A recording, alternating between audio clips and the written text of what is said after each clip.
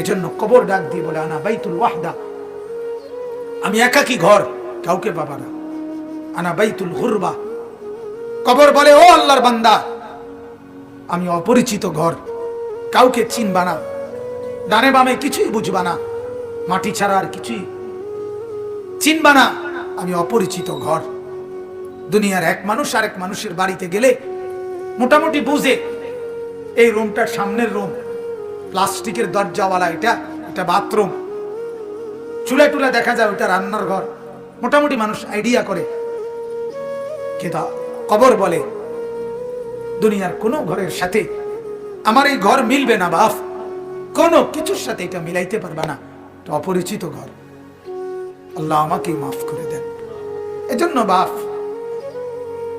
অনুরোধ করছি, কবরের ফিকির করেন, কবরের ফিকির করেন। সাইয়্যিদুনা